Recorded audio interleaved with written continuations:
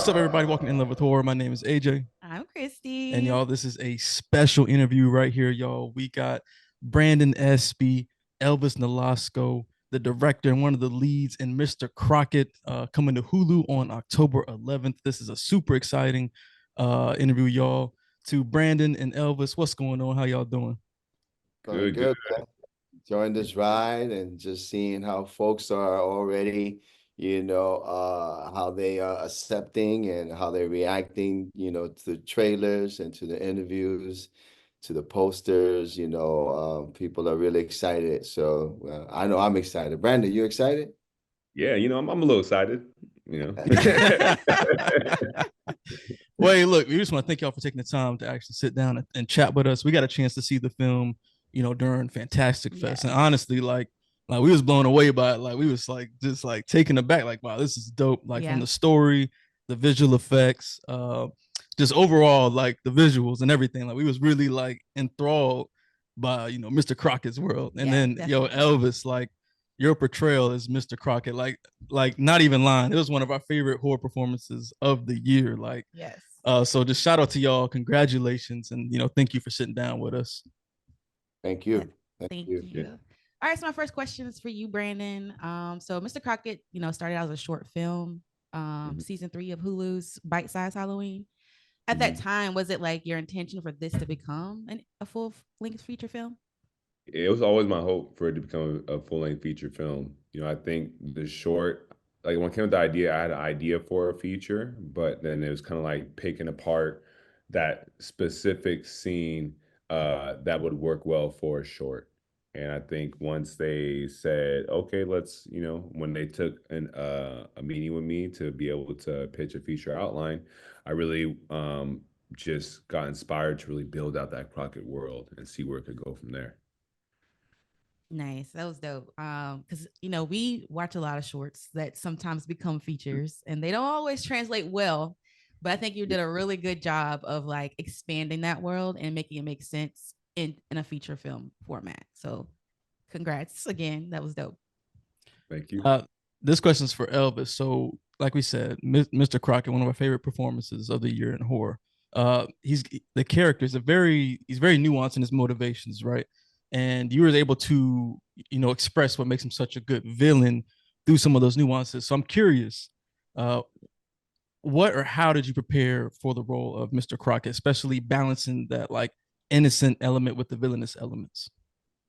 A good question. And as an actor, a thespian, I'm always wanting to approach work, or when I decide I'm going to do something, it's because I know, one, I'm going to have fun, and two, I'm going to be able to be creative in the sense of just being able to be handed a blank canvas and being able to bring color and bring texture to it. So when Mr. Crockett was presented to me, it was presented to me verbally, and just the verbal description of this world, of this character, just was immediately interesting to me. I was like, wait a minute, what? He does what? And he's a, yeah, okay. And then what?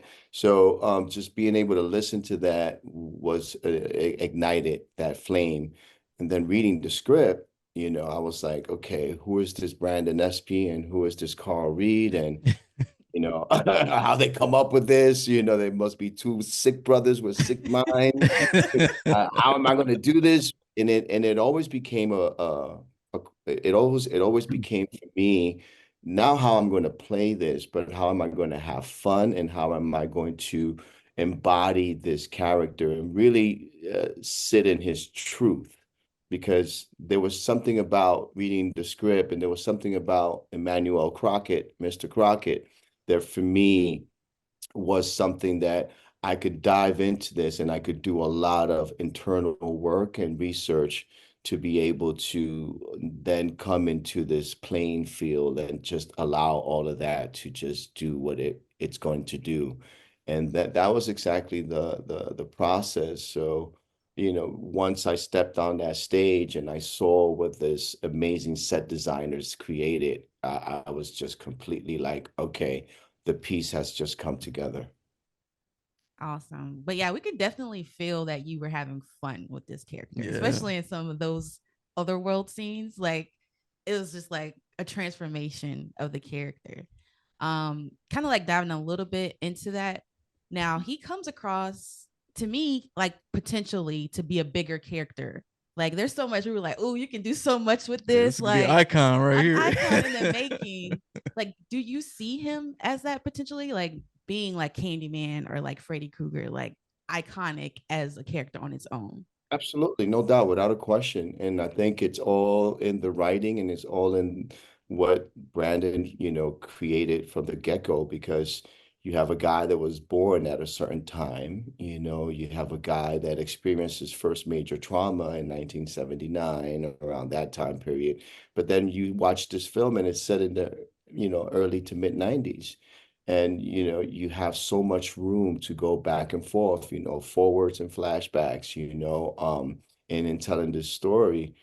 Yeah, it's just it's a piece that it's very iconic, and in the creating of it, I wanted to make sure as an actor that that I bring everyone else, into this world.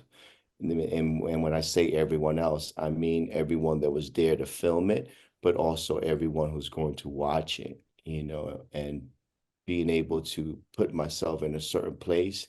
I knew that if I could own that and if I could live in that and really immerse myself, fully, that I will be able to bring the viewers into it. And so far, even with you guys' response, we're on the right path with that. Absolutely. Oh yeah, definitely, Yeah. definitely. Now I got a question for Brandon. So, black horror has evolved as a subgenre over recent years, and one of the things that we say, especially as being black horror creators, is that we often talked about the need for more black horror stories in horror. So you as a black director in horror, how important was it for you to have a story that reflects, the black culture or experience while still having a universal element of the story that's relatable to everybody? It was very important to me. I wanted this film to resonate not only with Black people, but also with the horror community.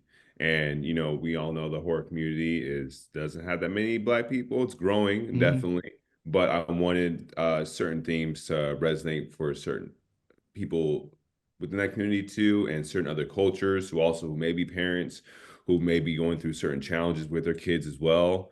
I think it really just to expand the demographic of the film and not just have it just for a certain type of people. Because I feel like sometimes you may hit on themes that may be just for Black people, but it may piss off another type of person because they aren't comfortable with the themes. And in general, yeah, a lot of my themes, I don't hit on certain racial undertones, and they are pretty universal as far as the themes, but just from like that Black perspective and lens. Because in general, like I can't write from a white lens. I want to be as authentic, and so, but also, yeah, I'm not like pounding you over the head that like we are Black people and like this is our thing. It's almost like it's authentically slipped in there without yeah, hopefully not cause any type of uproar. Oh yeah, Yeah. no, I think that was one of the things that we loved most about that, Mm-hmm. because it doesn't have that, and it's very Yeah. unique in that way. And for me personally, like I like to just disappear into a world when I'm watching horror, but Mhm. still be able to see myself in the story. Mm-hmm. So I think you still conveyed that very well. We're parents. There was the scene in there that really hit us when I was she like, was oh, on this that is tiki real bar. right here. Yeah. I Which was like, one? that's real life. I know I don't ruin it, but yeah, that was inspired by my kids, so definitely. Yeah. Right. Okay. So the inspiration was related to something you experienced with your own kids. Yep. They're I direct. definitely felt it. Just to Right. piggyback, just to piggyback on what Brandon just broke down, which I think is just really what tells and really solidifies his writing and the storytelling. Our testing grounds, or not for lack of a better word, but our screening, and you guys were there in Austin, we had an audience that was, very, very diverse, and there were very few Black people in that audience, but the way they received it and the way they took it in was like, yo, we're watching a really good horror film, And then we just came from Sitges, and that audience, spoke Spanish and spoke Catalan, and it was a similar, effect. Like the theaters were packed, and they enjoyed it just as much as a all Black audience watching a film where they talking back to the characters and talking back to the screen. They watched it in their space, but really, really enjoyed it. So yeah, kudos. I just wanted to put a little button on what Brandon said in the writing and the conceptualizing of Mr. Crocket. Yeah, absolutely. Now I know we got to wrap up here shortly. We only had like 15 minutes. So, again, thank you to y'all for joining us and talking about your film. Is there any last things that you want to just put out to the audience in regards to, the messaging or what you're trying to convey or explore with Mr. Crocket? And I ask that to both of y'all.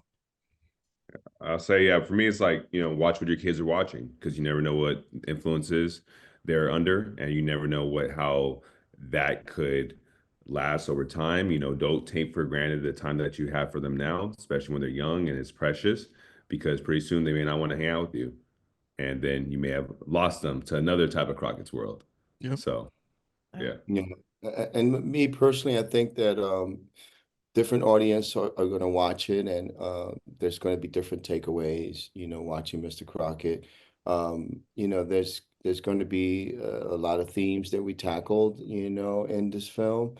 And yeah, I think that I would just leave it to the viewers, to take their own takeaways from watching it, But yeah, it's a very interesting concept and film, and watch what your kids are watching. Yep, that is so true. Yeah. Well, hey, Thank look, you. yeah, again, Brandon and Elvis, thank y'all again so much. Congratulations on Mr. Crocket, because this is a very dope film. And to all the audience people out there watching and listening, go check out Mr. Crocket on Hulu October 11th. Again, thank y'all so much. Thank you guys. You guys are awesome. Appreciate that. Thank you. Thank you. That was 15 minutes. I know that was quick. It was so fast.